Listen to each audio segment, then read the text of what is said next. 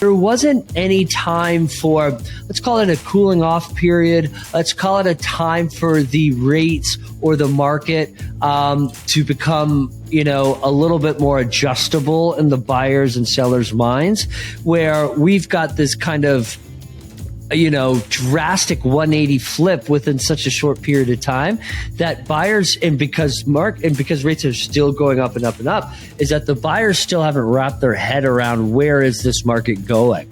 So that's why you're seeing these offers come in 100 to 200.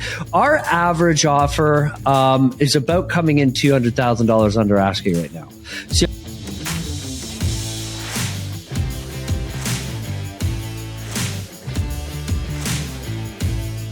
So the question is this: how do most agents find the secrets to succeed in today's competitive real estate market, especially when the top agents are keeping those secrets to themselves? That's the question, and this podcast will give you the answer. Hi, I'm Aaron Amuchastegui, and welcome to Real Estate Rockstars.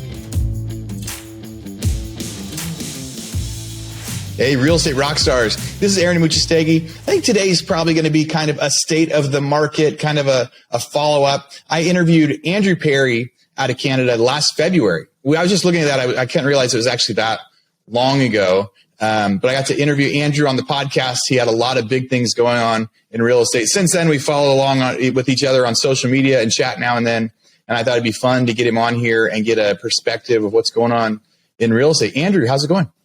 Great, man. Yeah. Wow. When we had chatted about popping on for this, quick conversation, I was trying to think of when we last spoke.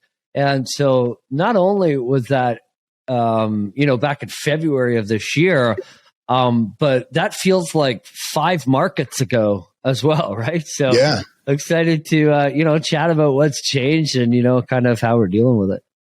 Yeah, it's really interesting when you're talking about 5 markets ago, and different markets are kind of lagging and performing slightly different.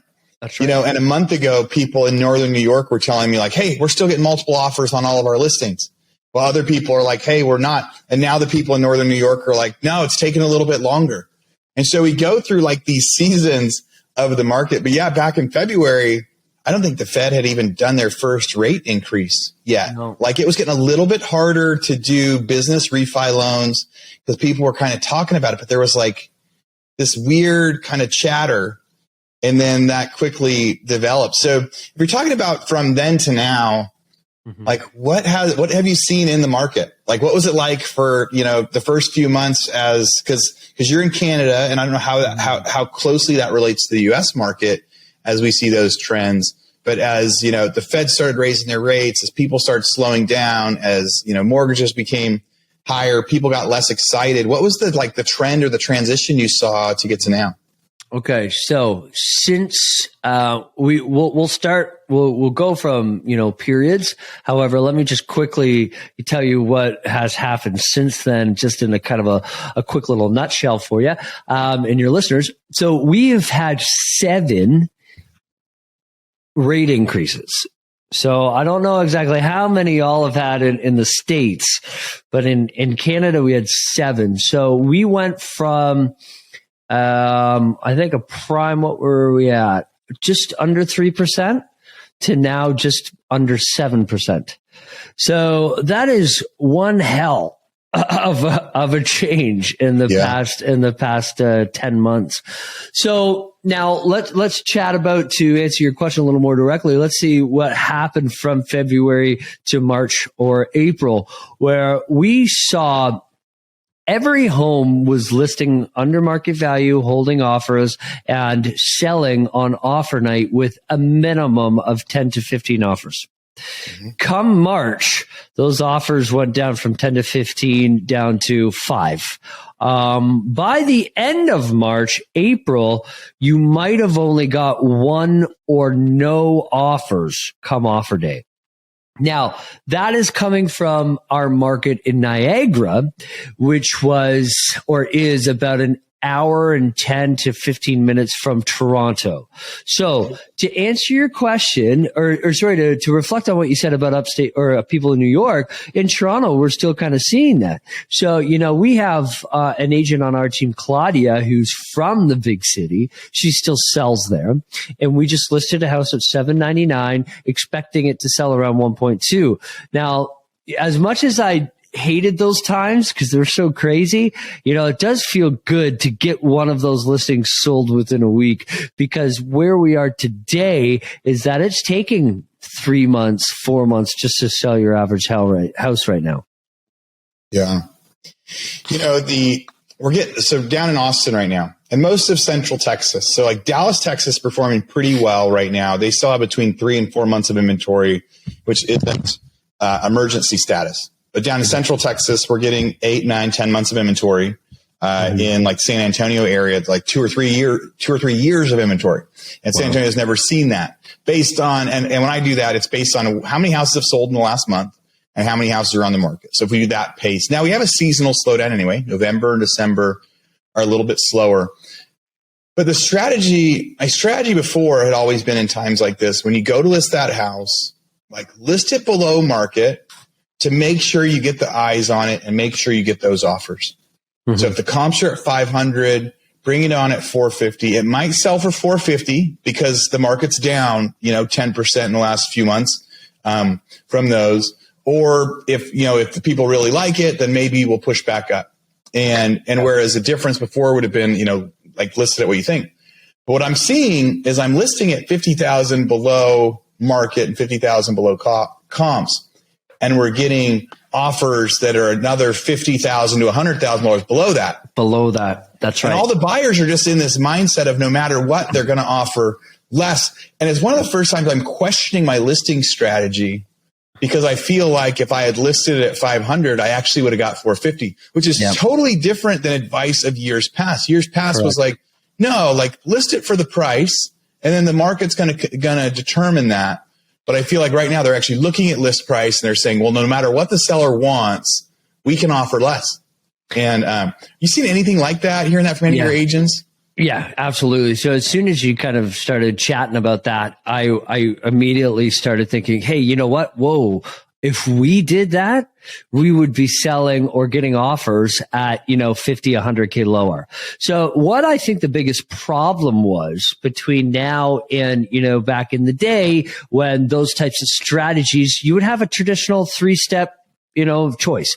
You'd say, okay, let's list it below market value, at market value, or above market value. Mm-hmm. Where the reason why that's not working right now is because it was such a drastic change in the marketplace where there wasn't any time for, let's call it a cooling off period. Let's call it a time for the rates or the market to become a little bit more adjustable in the buyers and sellers' minds, where we've got this kind of, drastic 180 flip within such a short period of time that buyers, and because rates are still going up and up and up, is that the buyers still haven't wrapped their head around where is this market going. So that's why you're seeing these offers come in 100 to 200. Our average offer is about coming in $200,000 under asking right now. So it's a massive difference and massive stretch trying to get anywhere close to what the sellers were even hoping. So what we're doing now, and the reason why we're doing this is to set expectations, is we're adding a Schedule A to all of our listings. And saying, number one, the seller agrees to list within 5, maybe 10%, depending on the house, of course. If we feel the house is attractive, it's solid, it's going to bring us a lot of exposure and additional leads, then we can list within 10% of what we're suggesting. However, your average Schedule A is going to say that the seller must list within 5% of what we're suggesting, or we're not taking the listing, because right now we've got 25 listings and about $100,000 in marketing costs. So that's something that we're trying to avoid. And we've got 20 pissed off sellers. I mean, we have really good relationships with our sellers, so they're not pissed off, but I'm sure they would have loved to sold 2 months ago.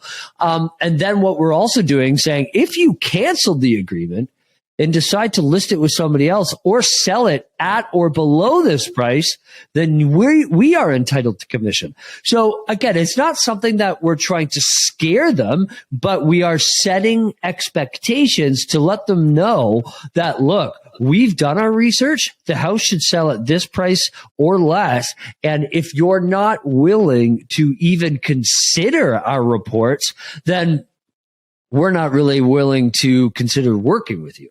And it's a way to protect ourselves, but it's also a way to reinforce that we know what we're doing. And if you want to get this sold, this is our best shot to do it. Are you seeing any people that are writing offers at asking price or above? No. Are you still seeing that? Or do you think that everybody, when they come, whatever that list price is, there was a strategy in like 06, 07 as the market was kind of trying to, it was starting to change a little bit. And people would be like, hey, we want to get 300 for it. So let's list it for 320, right? They would intentionally just list above the price because as it started to slow down coming off of this, housing market boom, people were like, well, let's list up here. And then people are going to ask for a discount and we're going to meet in the middle. Mm-hmm. Do you think that's so one, the first question was, is anybody offering asking? And then two, is that a strategy? Is that a strategy that you would think people should be looking at up there? Yeah. So nobody's offering asking at all. So the house could even be an obviously priced at market value home, and it still would not get anywhere close to asking. So it's just a mentality. And we have a couple of reasons for that. Mainly because the influx of new realtors and influx of, a lot of people are getting listing calls right now, and the sellers are somewhat prepared that they know that it's going to be a fight. They know that they're not going to get exactly what they're wanting. So they're fishing out for like discount brokerages and discount agents. So what the problem with that is, and not to talk about anybody's business plan or the way they run their business, but they typically don't have the most professional or most trained agents in those brokerages. Let's just say that, where they'll almost take whatever listing they can get just because it's a listing. So they're not giving the sellers the correct information. So where am I going with all of that is that, let's just say a house is listed for 500, but it's only worth 4. Now we've already started so high that a buyer, if they're even coming close to being interested in the property, is going to be like, these sellers are out to lunch. We're going in at 3 because they're hoping to end up at 380, 390. And then they're just not getting anywhere because the sellers haven't been properly educated. So we're kind of at this dance where a lot of listings are just holding, which is creating more inventory, which is creating more longer days on market, which is really just screwing with everybody. So now we have buyer agents that are coming in. Well, this house has been on the market 60 days, which is really not that long if you rewind 3 years ago. Or this house has been on the market 100 days, so that must mean that this house that's worth 400 should only be offering at 250. So we're at this really weird, uneducated time in the marketplace where everybody's just kind of throwing, the pasta scenario, throwing spaghetti at the wall and seeing what sticks, and just nobody's really educating the sellers. Hey, real estate rock stars. This is Andrew Perrie, and I'm interrupting myself to bring you this commercial break from one of our sponsors. There's somebody I've been looking at for a long time, and when they reached out to me, I said, yes, we have to be able to do this deal. So that sponsor is Follow Up Boss. There's a lot of superstars out there that use Follow Up Boss. What's your favorite CRM? We're using Follow Up Boss. We use Follow Up Boss. So we use Follow Up Boss. I love Follow Up Boss. I love it. We have action plans now for bringing on new agents. We have action plans for our recruiting. We call them action plans in Follow Up Boss, which will trigger tasks for the agents to do as far as calling.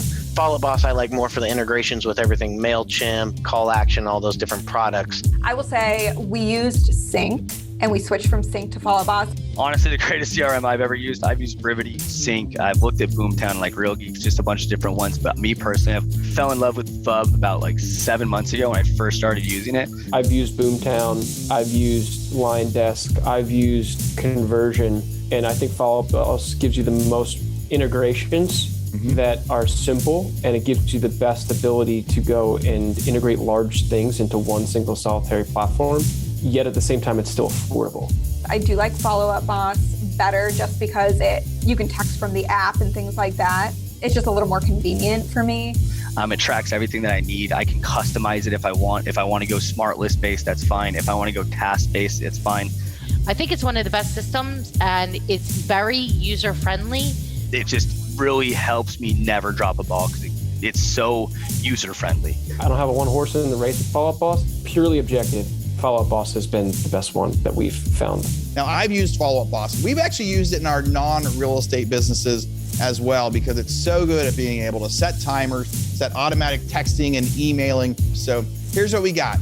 For Real Estate Rockstars listeners, you get a 30-day free trial. That's normally 14 days. So in order to get this, you go followupboss.com, just like it sounds, /rockstars. Go there, get your 30-day free trial, and check it out. Especially if you aren't using any systems or any CRMs yet, this will be a great one for you to start with. Thanks again. Now back to our show. Yeah. It is throw it at the wall and see what sticks. We've seen a big influx in Central Texas too of these kind of robo offering scenarios where people are just, the day we put it on the market, we're getting like 4 or 5 offers just extremely discounted from people going, hey, I'm a cash buyer investor. They haven't seen the property, right? But they're saying like, hey, you're listed at 500. Hey, we'll offer you 360. Hey, we'll offer you 370. And they're just blasting out all of these offers. And like 2 months ago, they would come over with proof of funds and they would come over like with a signed contract to at least try to look more serious. And now we're just getting like an email to the agent where you're listed for 400 saying, would they take 260? And you're like, no, like this isn't even an offer. This is an email. Like we're negotiating against ourselves at this point. You're not even showing if you're real.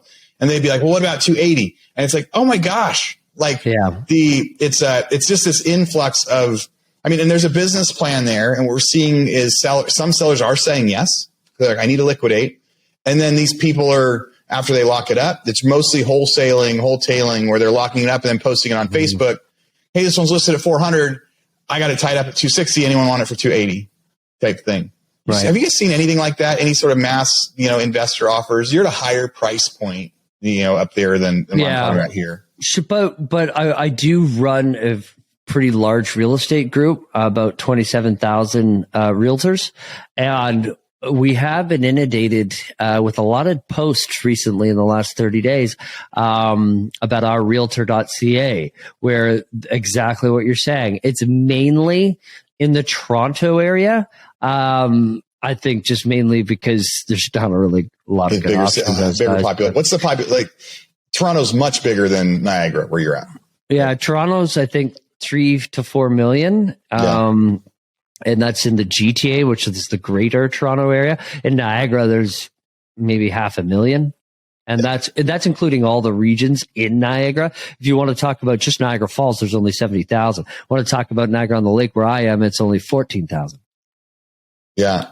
But I kind of interrupted you. You were saying that, like, yes, in your realtor group, mostly in Toronto, you're starting to see some of the same kind of mass offer or fake offer scenarios. I call them fake offers. It's like not even real. It's just. Exactly. But they're only offering on the ones that have been listed lower for offer dates. So, like, for example, that one that I was telling you, we listed at $799 to hold offers in just outside of Toronto. And we got 2 say, hey, would they take 600? Well, no, like we're holding offers. So we expect it to sell around 1.2. So yeah, it's really weird. And the wholesalers are back, but the problem is that putting the money into it and then reselling it is not a good business strategy. So you're right. They must be bots done, put out by some larger corporation, because even the wholesalers are calling me, asking, how do you get your license? Because they know that they're almost out of business, and they will be for at least another 6 to 12 months, because spending all that money with construction costs going up, putting it on the market and eating away, because most of these people are probably at private mortgage interest only. And they're not going to be selling it as fast as they want. So it's very interesting how we're seeing these business models come back to a traditional real estate model. Yeah. We're seeing a lot of investors and investment loans, people reaching out to me saying, hey, I've got a balloon payment due and I can't refinance. What do I do? It was going to be a flip. It hasn't sold yet, or it was going to be a rental and I haven't refinanced yet. And I've only got 4 months left on my refi. Or some people are like, hey, I went into default last month, and they're like, I don't think the lender's going to foreclose on me, but I had a balloon payment due a month ago, but nobody will buy it. And part of it is this gap now of equity, or what the real equity is. You know, the example is they buy a property they have a hard money loan for $400,000 because they bought it, a year ago. And then if you bought something a year ago for $400,000, in May, it was worth $450. It just, we were in this like crazy growth market. So they're like, cool, I got $50,000 in equity on this thing. Or if they bought it, a year prior, even more so.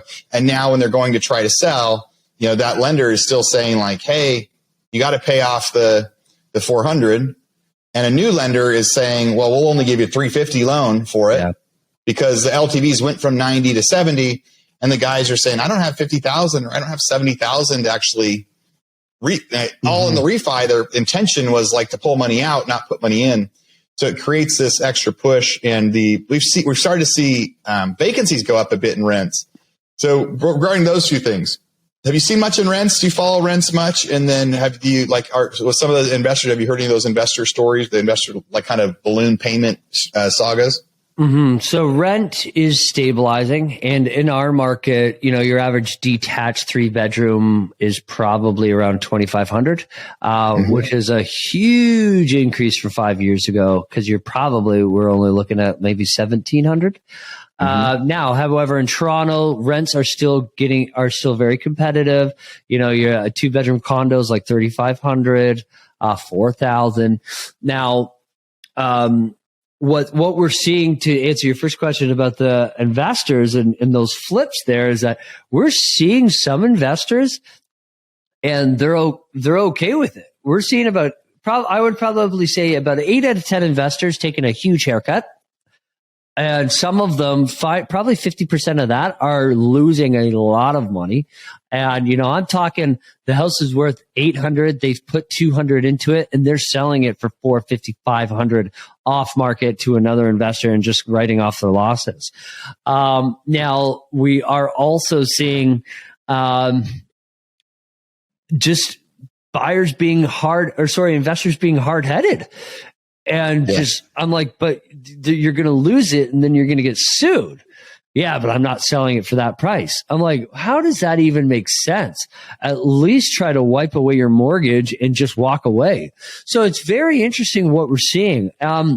We are actually seeing multifamily homes come down a lot, and which is a good thing, because to be honest, the buyer, I wouldn't say the leasing pool has dried up, but that leasing pool at anything over 2,200 has definitely dried up in our marketplace. So, we're seeing some investors just say, all right, well, screw it. If I bought this at 700 and I was expecting $4,000 a month and I'm only getting 31, 32, I'm just going to list it again. So we're getting those sellers, but also they're not realistic either. They're like, well, then I'll just keep it. Okay, well, then why'd you even call me? Because we're not investing into sellers right now unless they're serious and we've established a final selling price. Let's talk about that investment style where you mean like invest in your business. How many people are in your office? We probably have about 22 in our office, and then in my Muskoka office, we have 5. Okay. So last year, especially like in January, February, when we're talking, you've got an expensive office. You've got a nice place for people to come. Mm-hmm. You've got a lot of marketing you were doing, and it was like full growth stage. And this last year, I got like the biggest office I've ever had. And right now I'm looking at that space, looking into next year going, man, I wish I had a smaller office right now. I wish I had some different needs right now. And I'm trying to restructure and re-strategize what I want to spend money on and what I don't want to spend money on, and what I think is a good decision or not. And I'm trying to balance strategy and fear, right? And going like, no, this is good strategy. Like, I don't want to cut off everything if I think there's actually hope or promise in something. Yeah. So what sort of thoughts and conversations are you having up there? And, are you cutting back on things? Are you going full bore because you've got enough volume? Because some people are like, no, we're just going to increase market share. So what are you doing strategy wise with that? And what advice would you give to like kind of that newer agent that's like maybe on a team of 2 or 3 of like, if you're only going to have this much money to spend or this much money to work on, focus here. Yep. Because there's just the pool got smaller. So lots of questions in there, but I think you get my drift. Yeah, of course. So the most important thing that we need to know is that the last 24 months was a very market driven market. If that makes sense. So what I mean by that is that it really didn't take a lot of skill for a transaction to come to completion. The buyers, the market did all the work, where now it's a very skill-based market where we need to rely on our ability to convert buyers and sellers in order to make any money at all. So now that I've said that, I think about this. Ever since COVID, and again, I'm not the type of guy that say online leads are shit, and then somebody else says the leads aren't shit, you're shit. I know that. I understand. But from a realistic standpoint, we don't have time to properly service online leads. What we need to take that money and reinvest in is more opportunities to speak to people face to face, because we have a higher conversion rate when talking to people face to face. So number 1, start planning out your 2023 on in-person events. Okay. Webinars, sure. Make that secondary, but make your primary focus in-person events. So for example, January, we're doing vacation rentals. How you can pay off your mortgage within 10 years by investing in a vacation rental or multifamily. We will touch on the both, but the main theme is vacation rentals. It's a very hot topic right now. And that way we can start pulling buyers from our existing database. It doesn't matter if they haven't bought or sold with us before, if they own their home, or if they've bought with us 5 years ago.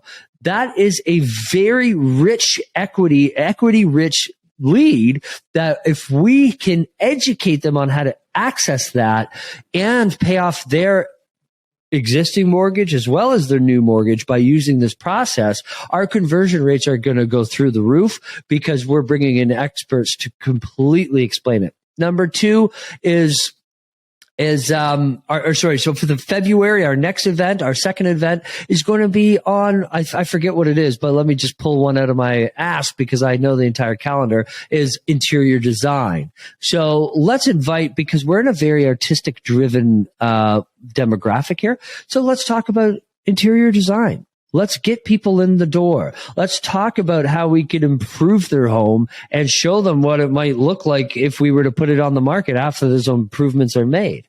If not, at least we've built that rapport with these people so that while they're getting our event updates directly to their email, they could be like, hey, you know what? We had a lot of fun at the last event. Why don't we go next weekend when it's on our one property away or our first time home buyer segments, where we're getting people through the door, we're getting face to face, and we're building that rapport, as I mentioned before, because it's so much easier than just trying to respond to a lead that's, just accidentally clicked on Facebook. You know what I mean? Yeah. So one of the big things is if someone's going to focus their marketing dollars or their marketing efforts in one place, in-person events is the best way. And someone that I interviewed in the last couple weeks was on here, and he mentioned that whatever the statistic was, a very high percentage of people choose the first agent they see in person. I agree. And it's based on, sometimes that's based on calls and people get appointments and things like that. But it was a super, super high percentage of the agent that they hire is the first agent they met in person when discussing their house. And so I could see how that focus leads more to the real deals, the real business, the real conversions. So getting out there and making sure that you have people. What sort of projections or goals are you looking at for next year? Where I heard a title company guy go, man, if I could just break even next year, I'll be winning. Right? He's like, if I could just break even, because things are rough, and if I could just break even, that's great. And we've heard other people say, I did 100 transactions last year, and I hope to do 50 or 60 this next year. I've also, now, if in fairness, I've interviewed some people that are like, no, I'm going to do just as many next year, and I'm going to work harder, and I'm going to find a way. What are you projecting or putting in goals? Have you started to come up with that for next year of, hey, if we get this, it's a win? Because the market is just, no matter what, it is different. We're different than we were a year ago. We're different than we were 2 years ago. So whatever we do is probably going to be great. But how do you think great today compares to great a year ago? So I've got I'm not ignorant to the fact that this next year is going to be a little bit more challenging, but there's no excuse to not grow. You should be growing your business 30% every year, no matter the market. Now, we had a goal of 100 million last year, and I think I might have talked about that on the podcast in February, and we only hit roughly 75. And majority of that was done in the first 3 months of the year. So I've got no doubt in my mind that 100 million is our goal that we are going to hit for 2023. Real estate rock stars, this is Aaron Amuchastegui. Thank you for letting me interrupt for a second. I've got something really, really important to talk about. You know how last year we kept talking about that mastermind? What is the mastermind? What are we talking about with that mastermind? Last May, there was like 60 or 70 people of you listeners that had never met, flew out to Austin, Texas. We all hung out at this awesome event center, and we spent a couple days with some great guest speakers talking about skills and strategies to succeed in real estate. And then we had these mastermind tables where everyone rotated, everyone got to meet everybody, everyone got to provide value. Some of the agents there had only done 1 or 2 deals ever. Some of the agents there had done hundreds of deals, and they all got to interact and help each other build their business and build their strategies. And I've heard so many stories of friendships that came from that, of referrals that have come from that. There were 6 or 7 people at that one that heard me talk about doing an Ironman, and we all did an Ironman together in North Carolina last month, and we had never even met before the podcast live. So it's been such a cool experience.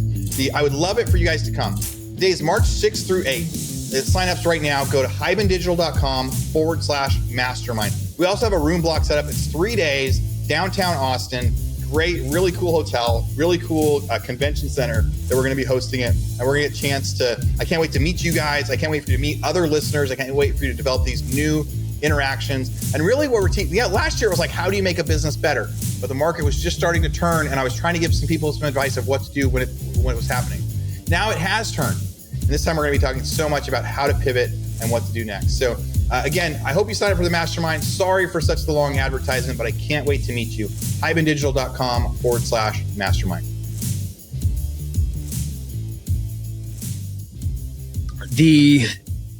The way we're going to do that is I hate when people say back to basics, but we have to understand that this is not a job. This is not a career.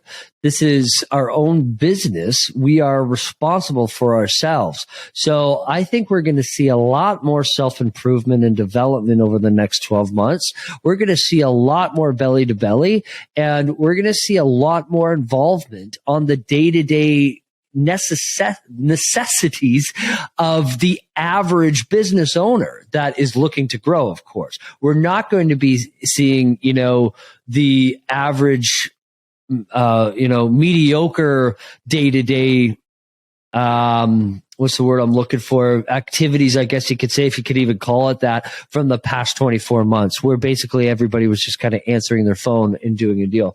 So we're going to be seeing the growth, and that's going to be non-negotiable for myself and my team. Yeah.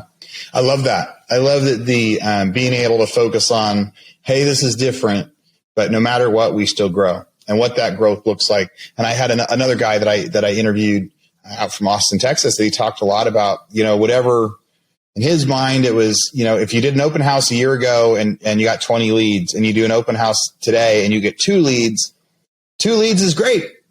Like whatever you did today was great. Back then, 20 was great. But today it's just having to look at today's market and doing the best we can and go, no, like we can't compare, that sort of a market when we're trying to say, like, did we have a good day or not? And I think that's going to be one of the toughest things for mindsets for agents right now.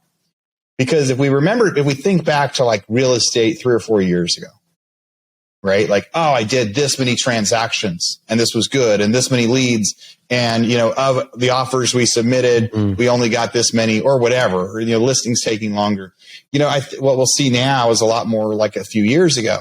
And the last couple of years made us, have unrealistic expectation, not really unrealistic expectations that did perform like that for a while. Yeah. But it was like, but as we look at it now and going like, no, it's different now. So we need to be able to start figuring out new track records and go like, all right, so what now is our baseline? Is our baseline now 2 leads per open house? Mm-hmm. Is our baseline now, when you throw events? I mean, I guess the benefit of in-person events, right, is there are more and more of them like crazy right now. And people want to get out and people want to do them. There are so many, real estate conferences right now. There's so many investment conferences. There are so many conferences. And a year ago when we looked at getting the conference space for our mastermind, it was like we could kind of choose anywhere we wanted and there was no like penalties and there's no contracts. And there was like, everybody's like, please hold an event here. And now there's all these events that are scheduled. And so the people are like, no, if you want to use our event space, it's 3 times as much and you're paying non-refundable. And so people are wanting to go out and meet in person. And I think that's probably something that wasn't happening 2 years ago. So it could be a double-edged good opportunity for us out there. So construction investment rates we saw here was like, for apartments as investors for like building and refinancing, in January we were at like 5%. And now the quotes we're getting from banks is like 9%. Yeah. And that's really tracked through the Fed fund rate.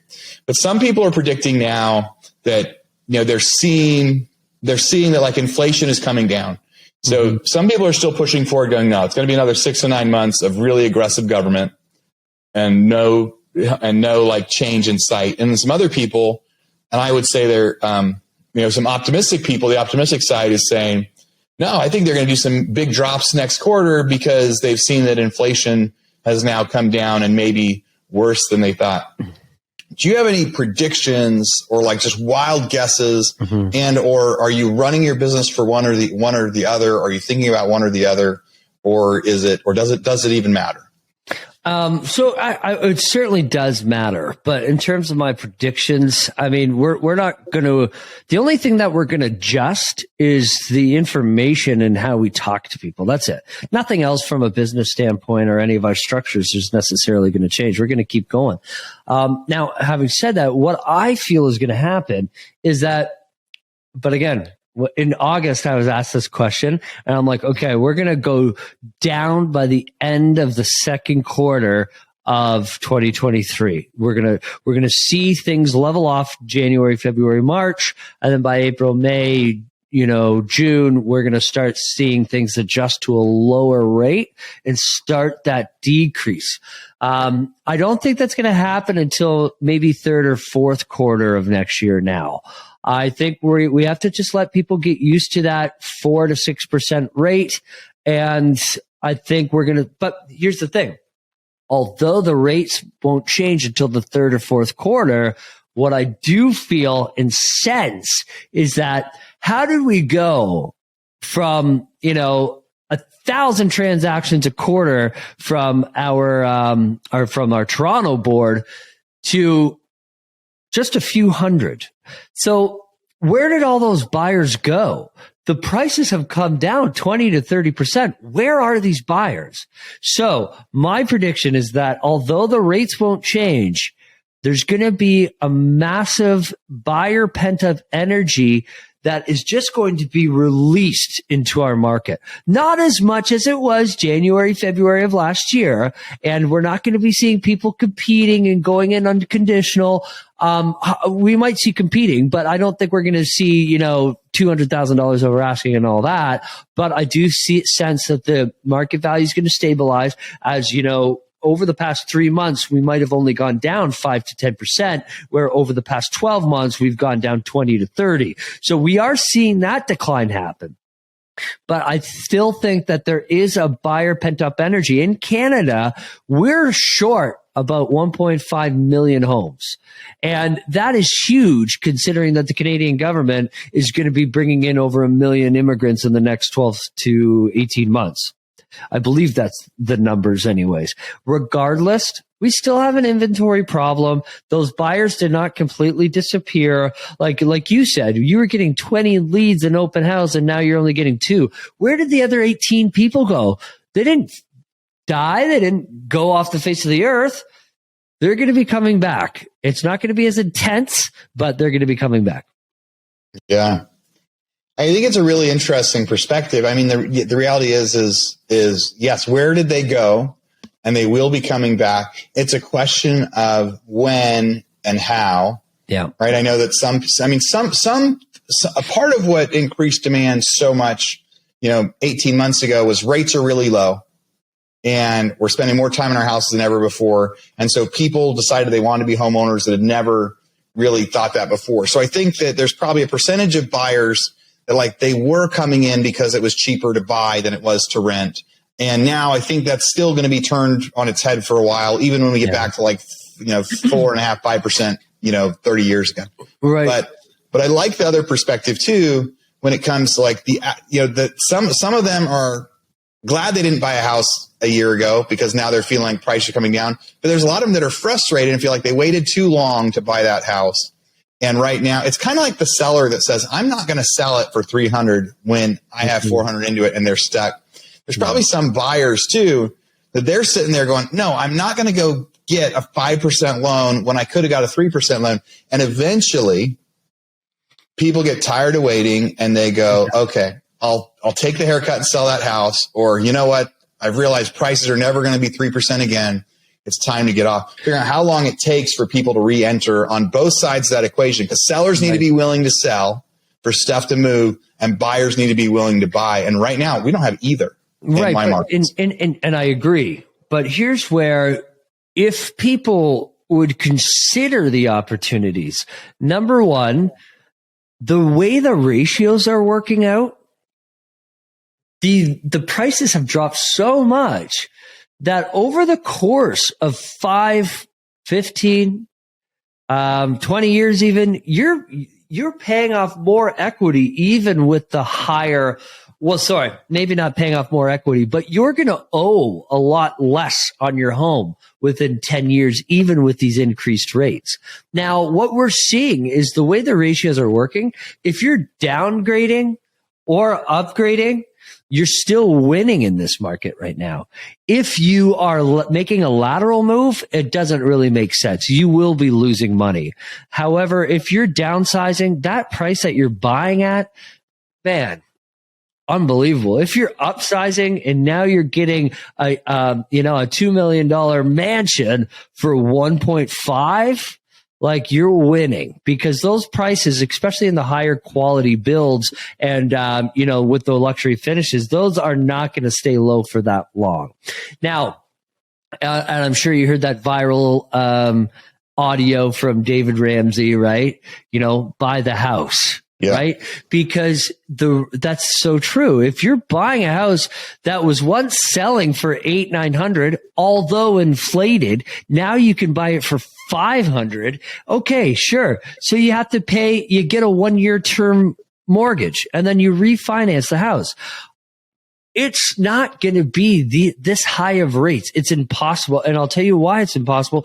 And again, I'm no economist, but the way the inflation rate is right now, because we want to be around about a 2% inflation, right? That's the rate that we would love to be in. That's the sweet spot. In Canada right now, we're currently close to the 7. So once those inflation rates, because the government's going to be intervening a lot to get that down, think about the opportunity in terms of equity that you can build for yourself just by getting into the market right now.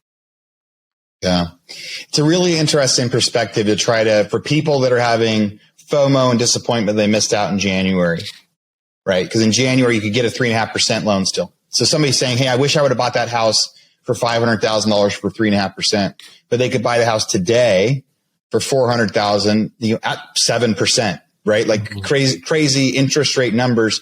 But 5 years from now, the person that bought at 400 will owe less than the person that bought at 500. 10 years from now, the person that bought at 400,000 will owe less than the person at 500. And around that time is probably when, 15, 20 years when they start kind of catching up with each other. Yeah. But most people aren't going to own that house in 15 or 20 years. So exactly. Really interesting perspective when you try to go further out on the model. Like, yes, there is a chance that you can wait another 6 months and get it even cheaper. But if you're looking at 5 or 10 years out, you're going to have some pretty good opportunities. This was a fun conversation, Andrew. It was good to be able to catch up with you again and get to hear what's going on, especially with just how much volume and how much stuff that you're doing. If the listeners want to go follow along, they want to go hear more about what you're doing, they want to ask you some questions, what's the best way they can see what you're doing out there? Just at the Andrew Perrie on Instagram, and that's the best way. I follow back. I respond to DMs. Always happy to chat. Yeah, same with me. That's where I have the most fun. I have the most fun interacting with listeners on Instagram. And it's the same thing. I've developed a lot of friendships, a lot of real conversations on there. So this was great. Any final thoughts for any of the listeners? I just think that now's not the time to take your foot off the gas and really work on self-development, and not just from a business standpoint. I think it's super, super crucial that you focus on your health as well, because I was, going through a rough time over the last few months just because the expenses were just so high and nothing was selling. But had I, let myself go, start drinking, start eating like shit, I would have lost all perspective. So get into a routine, eat healthy, have fun over the holidays, but, come January, put your mind back into the business. Yeah. We're not actually, and I'm so glad that was your final thought. And for the listeners out there, take that seriously, because we aren't talking about that enough. And that was something that happened the first 3 or 4 months of COVID and lockdowns and people working from home. I had to start reminding workers, take a shower every day. You're used to being in an office. Yeah. Now you're working from home. Get up at the normal time, do your same routine, and go sit at your computer as if you went into the office. And then when you walk with, mental health during trying times, huge. And the brain can solve problems, right? The brain can solve problems. And sometimes for me, it's I got to go get on my bike or get on the treadmill, or I got to go walk 18 holes on the golf course. But when I'm healthy and it's energizing, man, if times are tough, health is actually even more important. And it's the first thing that we kind of let go of.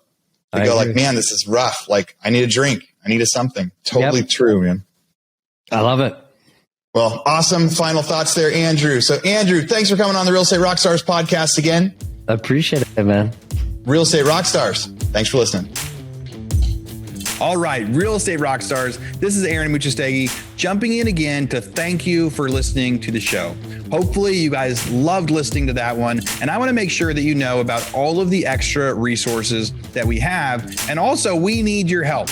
They say podcasts are free. You get to listen to podcasts for free. But what is the cost of that podcast? I would say if I could beg you to pay anything for that podcast, I would say the cost of the podcast is going and giving a review. So whether you download it on Google or Apple or YouTube or anywhere else, please go give us a review. Say what you liked, what you didn't like. It helps us get better guests. The more reviews, the higher we get in the rankings. Right now, we are the biggest podcast out there for real estate agents, and we want to keep that spot because we know there's lots of podcasts out there. So go give us a review.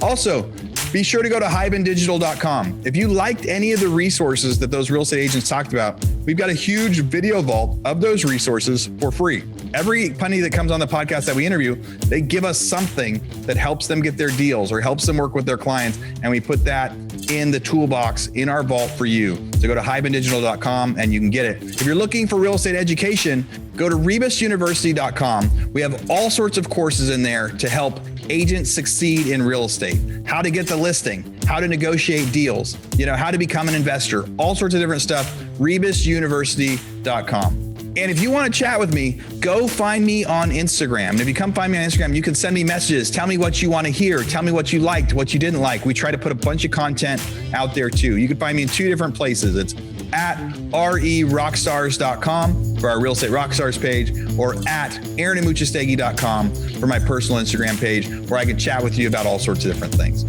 Thanks for listening. We'll see you again soon.